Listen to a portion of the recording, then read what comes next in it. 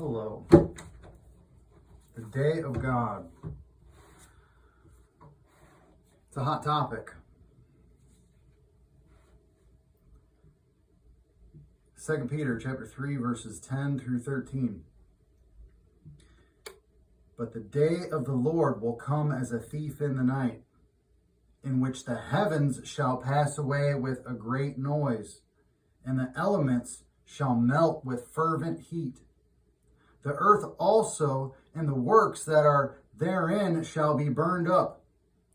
Seeing then that all these things shall be dissolved, what manner of persons ought ye to be in all holy conversation and godliness, looking for and hastening unto the coming of the day of God, wherein the heavens being on fire shall be dissolved, and the elements shall melt with fervent heat.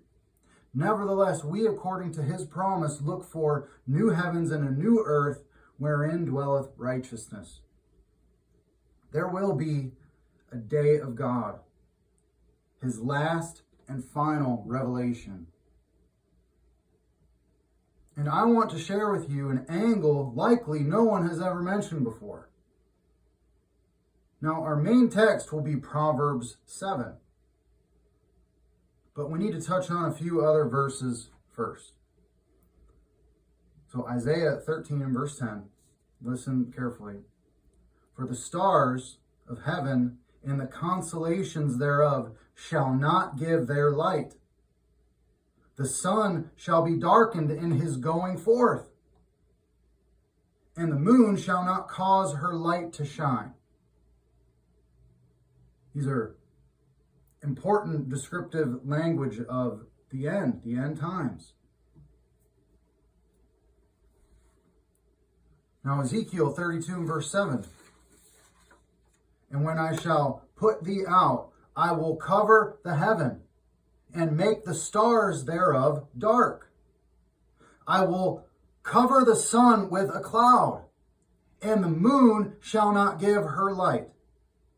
And that's really the topic of this, is the moon not giving her light. In Matthew 24, verses 29 through 31. Immediately after the tribulation of those days shall the sun be darkened, and the moon shall not give her light, and the stars shall fall from heaven, and the powers of the heavens shall be shaken. And then shall appear the sign of the Son of Man in heaven. And then shall all the tribes of the earth mourn, and they shall see the Son of Man coming in the clouds of heaven with power and great glory. I'm going to read that again. And they shall see the Son of Man coming in the clouds of heaven with power and great glory. The Son of Man.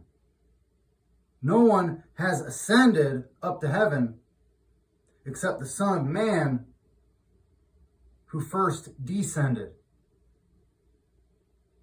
It's a very important doctrine of Christ being the Son of Man.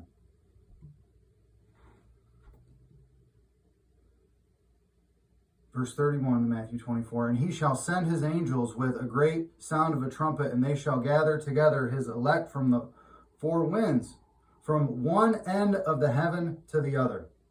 And now Mark 13, verses 24 through 27.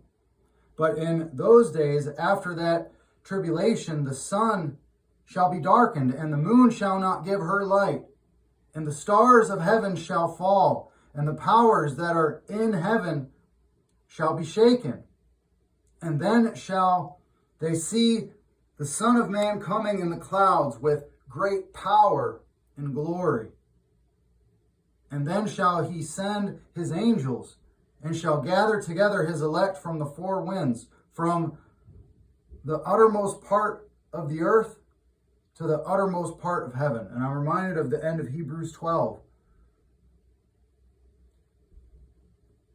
I can't get in and start quoting all that stuff, but I mean, there's just so many avenues that we could go to when we are in this topic right now. But the moon, that's what I want to highlight right now. So in the beginning, God made two great lights. not one causing the other to shine or illuminate the other. Lights, plural. God made lights, and specifically two great lights, like in Genesis chapter 1, verses 14 through 16, and also the purpose of them too. And God said, let there be lights in the firmament of the heaven to divide the day from the night, and let them be for signs and for seasons, which Christ is telling us right now, the moon shall not give her light. That's a very big sign right there. Let them be for signs and for seasons and for days and years, and let them be for lights in the firmament of the heaven to give light upon the earth. And it was so. Verse 16, and God made two great lights, the greater light to rule the day and the lesser light to rule the night. He made the stars also. We can easily know the season of when Christ will return. It will be when the moon is dark every month. During that season or phase of the moon not giving her light, God will come. And the reason a lot of people won't see this is because they believe in the science, falsely so-called, that is in the world, that is contrary to the Word of God.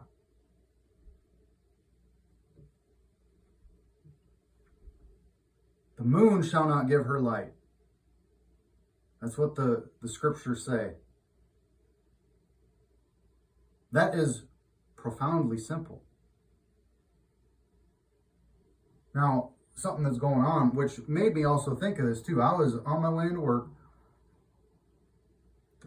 There was all this smoke and haze and moisture in the air. And you could just look at the sun as it was darkened. And it really got me thinking about this too. Like, okay, well, what's going on? The sun's darkened. Is the Lord going to come? Oh, well, probably not, because the moon's still giving her light. Whew, right? There's still mercy going on.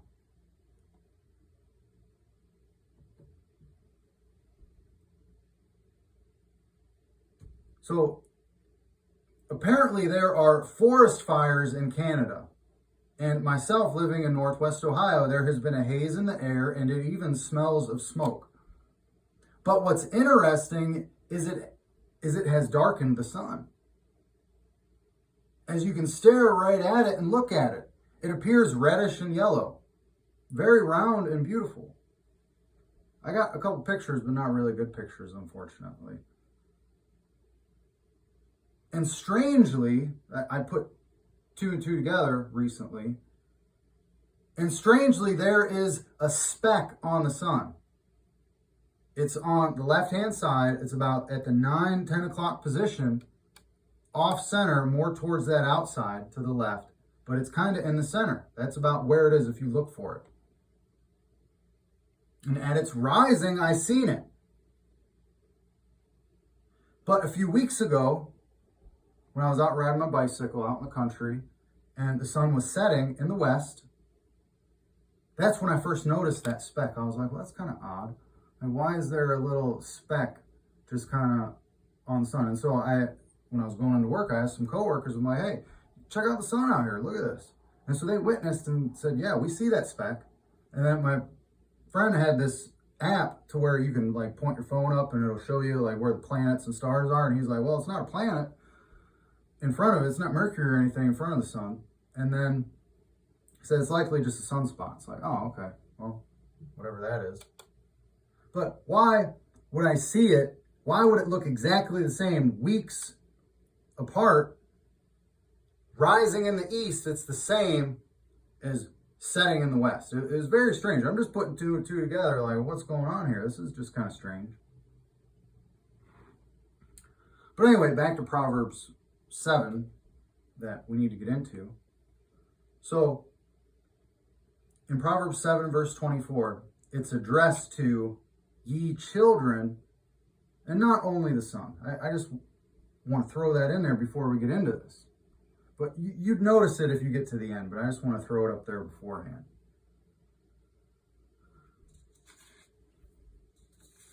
Ye children. We must look at three people in this proverb. The son, either being obedient or disobedient, that counts as two, or the whore. We must look at ourselves honestly in each of those roles. And which person do we want to be?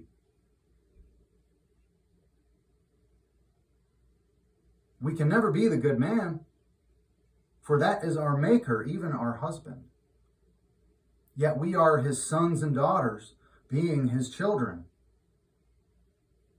And we must treasure up faithfulness, being like our master, who's faithful.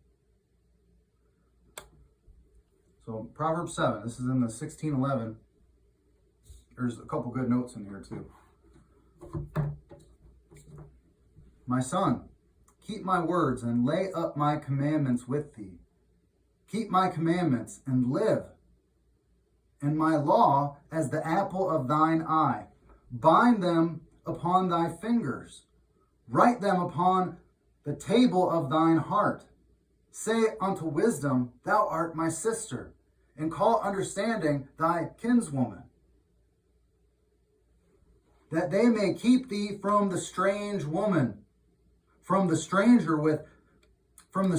which flattereth with her words. I mean, is this not just prophetic of the end?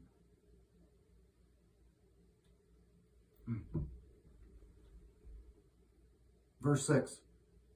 For at the window of my house I looked through my casement, and beheld among the simple ones, and discerned among the youths, or the sons,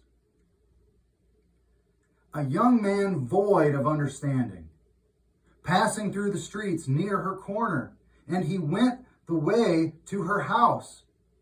In the twilight, in the evening, in the black and dark night. Or, the Hebrew says, in the evening of the day. In the evening of the day. At the end. This is at the end. I'm reminded of 1 John 2, where the true light now shineth. It's in the beginning of 1 John 2. Verse 10. And behold, there met him a woman with the attire of a harlot and subtle of heart. She is loud and stubborn. Her feet abide not in her house. Now she is without, now in the streets, and lieth in wait at every corner. So she caught him and kissed him, and with an impudent face said unto him, or she strengthened her face and said. That's what the Hebrew says on there. I have peace offerings with me. This day have I paid my vows. Or I have peace offerings are upon me. Peace offerings are upon me, or with me. This day I have paid my vows. Therefore came I forth to meet thee, diligently to seek thy face, and I have found thee. I have decked my bed with coverings of tapestry, and carved works with fine linen of Egypt. I have perfumed my bed with myrrh, aloes, and cinnamon. Come, let us take our fill of love until the morning. Let us solace ourselves with loves. For the good man is not home. He is gone a long journey. Oh, doesn't that just cut you to heart? It's like, oh wow, this may not sound bad, but then all of a sudden she's like, she's someone else's. Like, whoa, that's just terrible. That's not loving your neighbor as yourself. Doing that to a good man that's gone, gonna sleep with his wife? No way. No way. Or if you're that wife, are you gonna do wrong to your good man, your husband, and try to find someone else? No, you're not gonna do that if you're a good wife. For the good man is not at home. He is gone a long journey. He hath taken a bag of money with him, or in his hand, and will come home at the day appointed, or the new moon.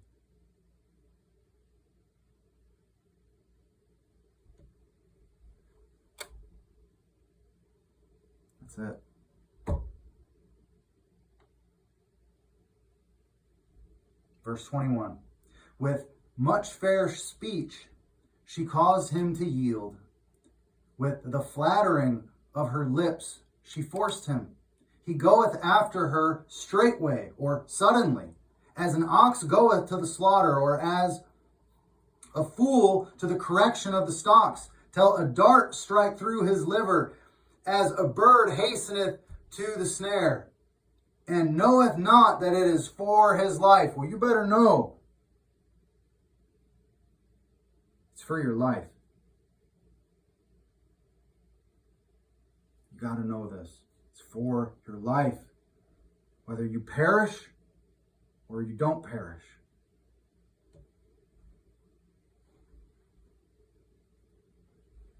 Verse 24. Hearken unto me now, therefore, O ye children, and attend to the words of my mouth. Let not thine heart decline to her ways. Go not astray in her paths. For she hath cast down many wounded, yea, many strong men have been slain by her. Her house is the way to hell, going down to the chambers of death.